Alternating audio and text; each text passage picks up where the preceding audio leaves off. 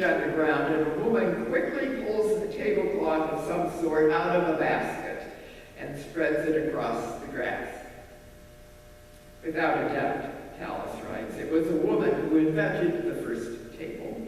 Someplace, somewhere, there was only a mat on which to sleep and crude chairs for sitting, and a woman must have said, "We need a place to eat."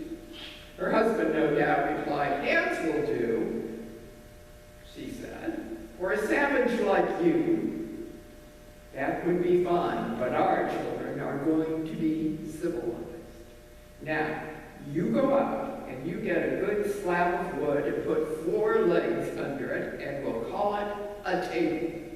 Next week, I plan to invent napkins." Truly, tables are places for people to gather where we become more than individuals simply eating to satisfy a physical hunger. And that's how it was for the folks in the early Christian church. The table had become the place where everyone was welcome and where all were fed the nourishing food that transformed lives. In homes, scattered or seated around a table, the newly welcomed people of faith learned about Jesus through the stories that were shared and told over and over again. The story of Jesus' death and resurrection was recounted and described as meals were shared. It was in people's homes, seated around the table, that the congregation worshiped and prayed together as a united community of faith. Yet their worship and prayer involved more than the table, food, and stories. They shared all that they had with one another. They understood that worship wasn't enough. Their call as Christians or followers of the way was to go out into the world and offer support and care for others. This was more than just a group of people who got together for a weekly dinner. The hope and assurance of abundant life was the food that nourished the souls of these new Christian communities. And we're told that it grew in numbers. Together they grew in faith and in love for each other. Faith in the living Christ was the soul food of their lives. It nourished and sustained them in all that they did. Faith in the loving Christ was the center of their existence and their acceptance into the body of the living Christ. It was this nourishment of love and care that sustained the early faith families, especially in the midst of all the threats and dangers our ancestors in faith endured. Indeed, in spite of persecution and pain, the Christian faith communities grew and thrived. Today's story in Acts tells us that those early followers spent more than just an hour a week worshiping, praying, and learning. They were devoted to living lives that reflected Christ's call to them to minister to one another and to the world. They heard the voice of Christ calling to them, naming them, and they followed. Most of us know that the verse in the 23rd Psalm, that describes the table. But I wonder if any of you have considered this. In the shepherding fields of Israel, tables were flat, well-pastured areas in the hills of Judea for grazing. Author Philip Keller writes that the task of the shepherds was not merely to lead the flock from one table or pasture to another. Rather, in preparation for leading the flock there, the shepherd would have the responsibility for protecting the sheep from noxious plants that they might otherwise eat. And it was the shepherd's responsibility to protect the sheep from the threat of snakes. To deal with the threat posed by the enemy snakes, the shepherd would pour thick oil around the holes of the snakes that would make it far more difficult for them to emerge. And in keeping with the second half of the familiar verse, the shepherd would anoint the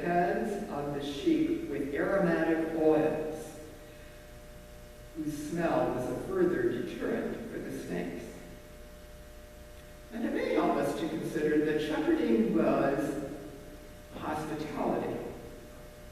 Just as a host sees to the needs of guests, so too the shepherd had the responsibility of feeding the flock. Thus, the image of the psalm underscores the protective nature of God's love and care, just as the shepherd cares for the needs of the flock. There's a story about a woman who says her husband has a listening problem. For instance, she says to him, "I'm going to the store, so would you please turn the oven to 350 degrees at 5:30 and put the casserole in the oven?" "Sure," he replies, "no problem."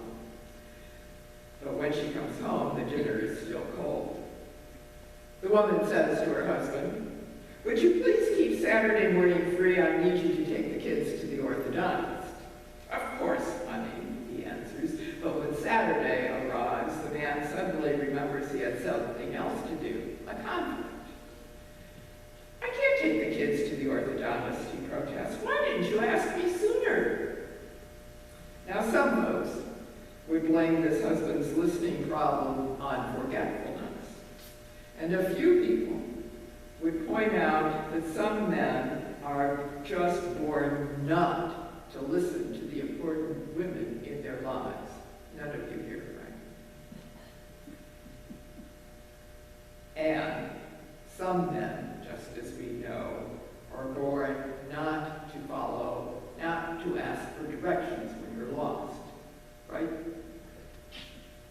Anyway, the reality is that in today's world, there are often so many voices bombarding us that all too often we don't know which voices really matter. There's the voice of success and ambition that says we must work harder and longer than anyone else if we hope to achieve all that we can be. There's the voice of consumerism telling us to buy at all costs these days, especially things like toilet paper and paper towels. The more we have, the better we are. There's the voice of selfishness telling us that we are the only ones who really count. Whatever we do, we have to put ourselves first. After all, we have to take care of number one. And with all these voices yelling at us, compelling us to follow them, it's no wonder we have a listening problem. The Gospel of John tells us that Jesus described himself as the Good Shepherd, the one who comes and loves his flock and knows his sheep by name. And when the Good Shepherd calls his flock, they all follow because they know his voice.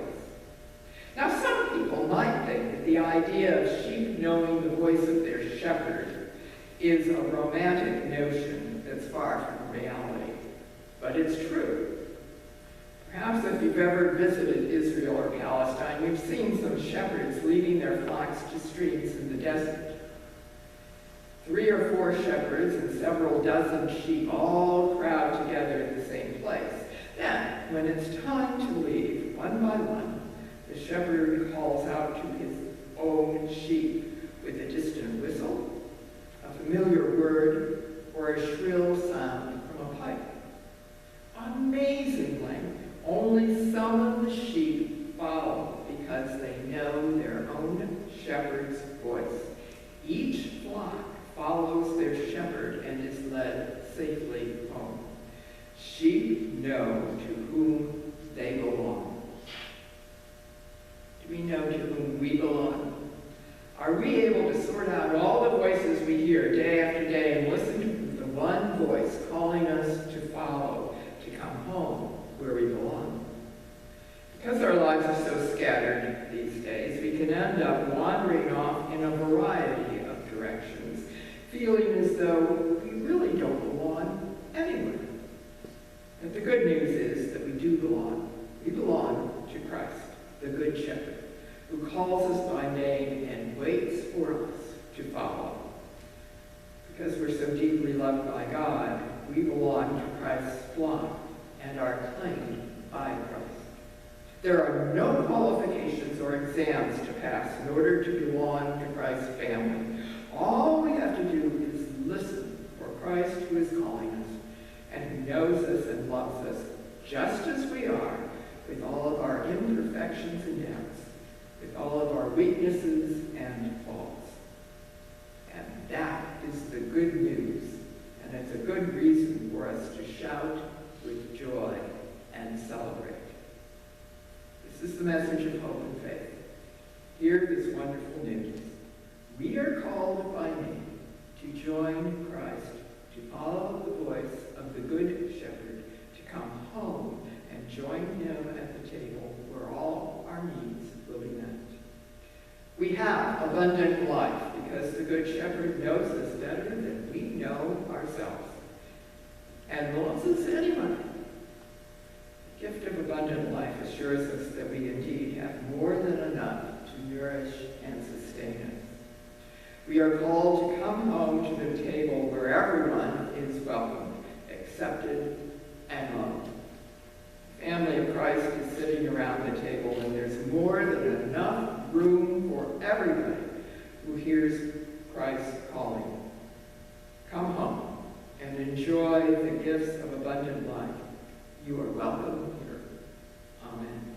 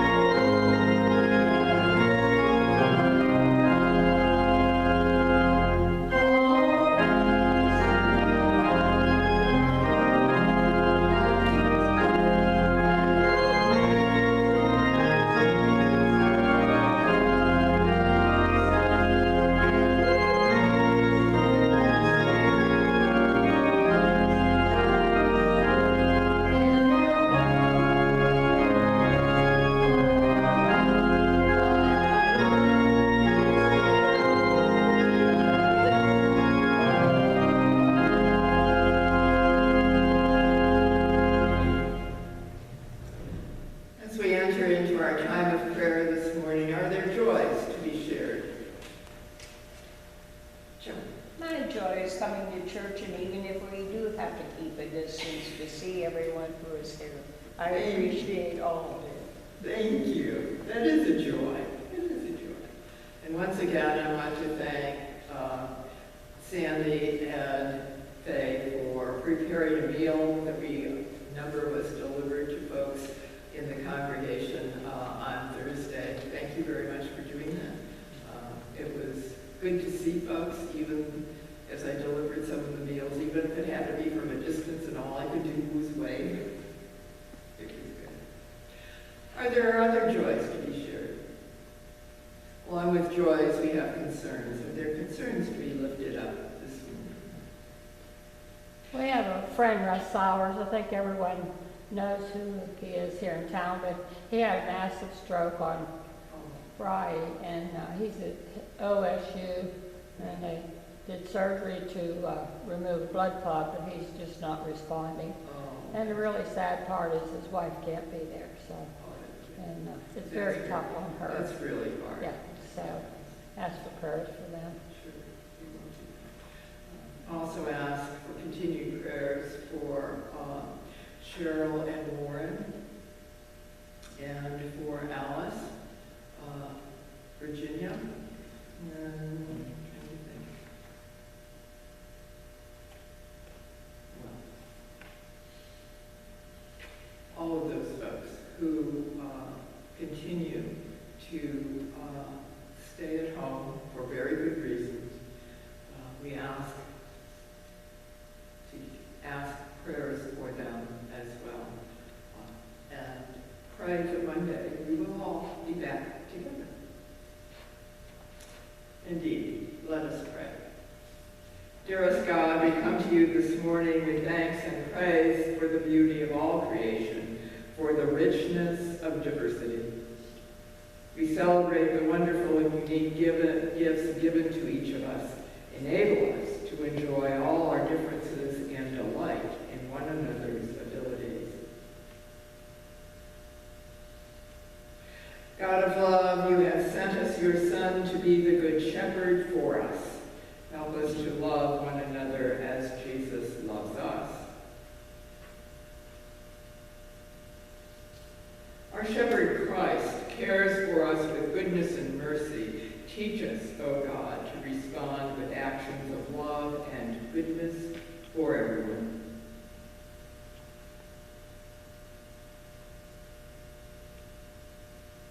The early followers of the way lived with all things in common as they broke bread and prayed together. Create in us the desire to live as a community of abundant welcome and acceptance.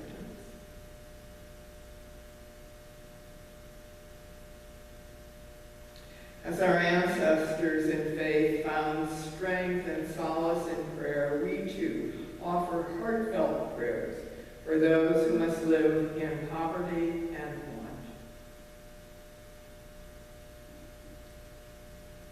We pray to you, merciful God, that you extend your gentle healing touch to those who are dealing with illness and whose days may be filled with sadness and grief.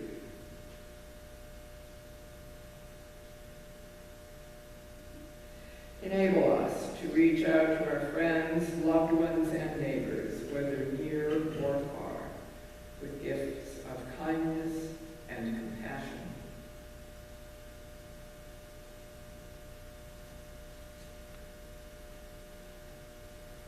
Loving God who calls us by name, we offer you our heartfelt prayers of thanksgiving for all the good blessings of abundant life that we enjoy. You are the loving shepherd who knows us by name and who reaches out to us with tender mercy and overwhelming love. We offer to you now the prayer you have taught us to say together as one voice. Our Father, who art in heaven, hallowed be thy name.